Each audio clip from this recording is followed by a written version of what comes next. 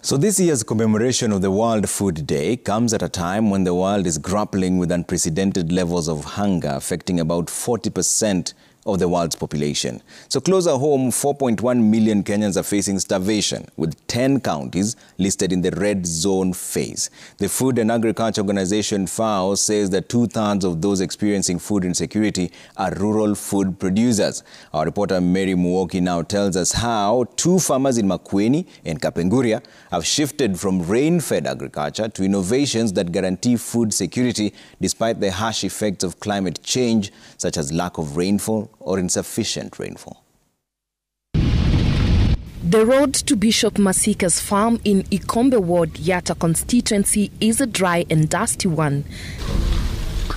This parched earth an indicator of how arid the area is. Yatta and most parts of Machakos County usually receive below average rainfall, exposing the residents to drought and famine. For years, this region, like most others in semi-arid zones, relied on relief food known as molio in the local language because their farms simply couldn't yield enough harvest to sustain them. It is this situation that prompted Bishop Titus Masika to do something. He left Nairobi for his village with a mission to transform the community and make it food secure. Tuna mradi wetu ambao ulianza sehemu za dry areas za Yatta unaoitwa Operation Molio Out. Operation Molio Out, maana ya molio ni chakula cha misaada.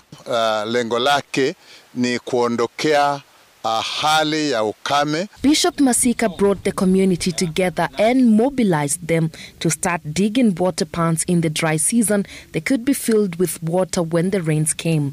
It wasn't an easy task, and he had to win the community over to his way of thinking before they could accomplish anything. Pamoja na ufunaji wa maji tukaanza kubadilisha watu mitazamo yao, mindset, kwa sababu shida ya Afrika ni high dependence on rain, kutegemea mvua, na katika kilimo kinachotegemea mvua akina uhakika.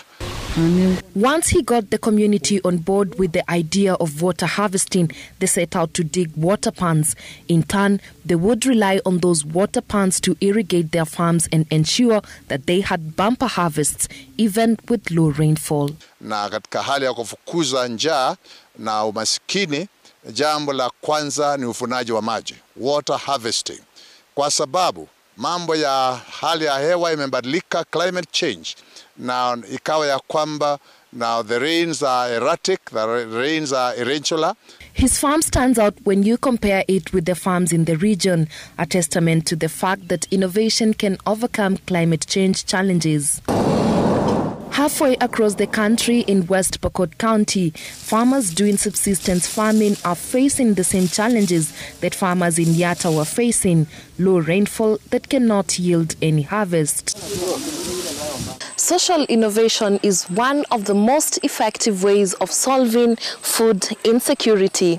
Here in West Pokot, stakeholders have helped farmers come up with farming solutions in order to ensure sustainable farming practices that guarantee food security with or without the rains. Rebecca Kilekan is a beneficiary of the Resilience Program by Action Against Hunger.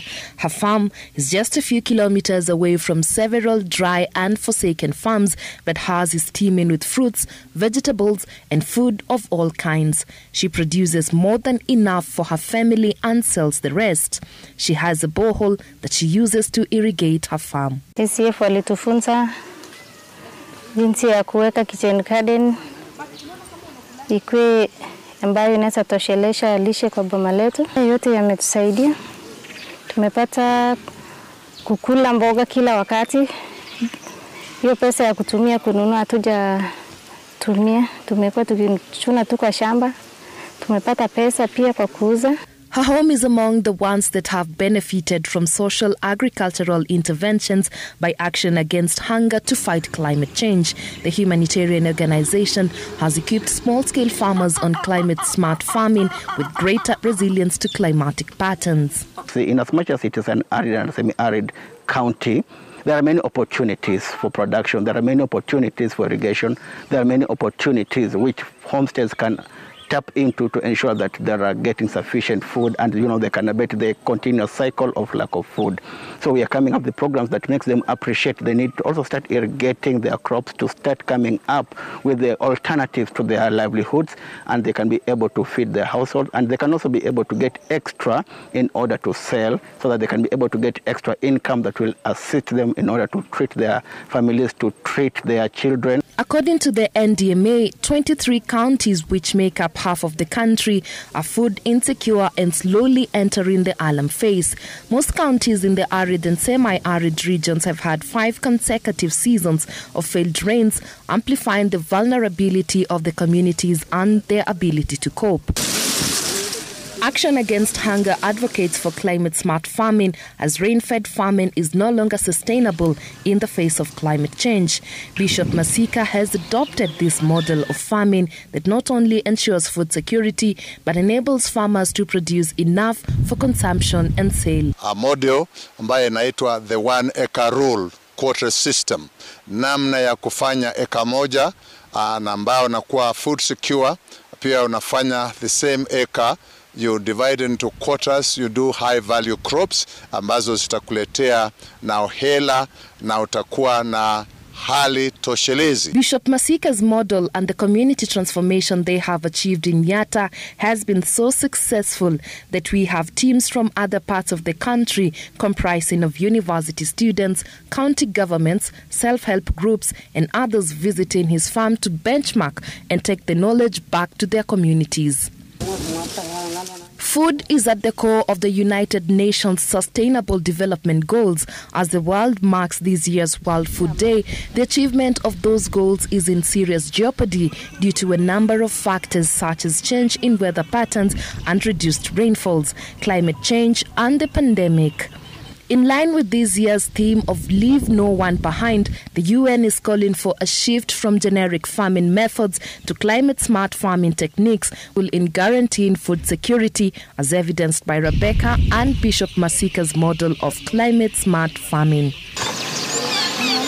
Mary Muoki, Citizen TV.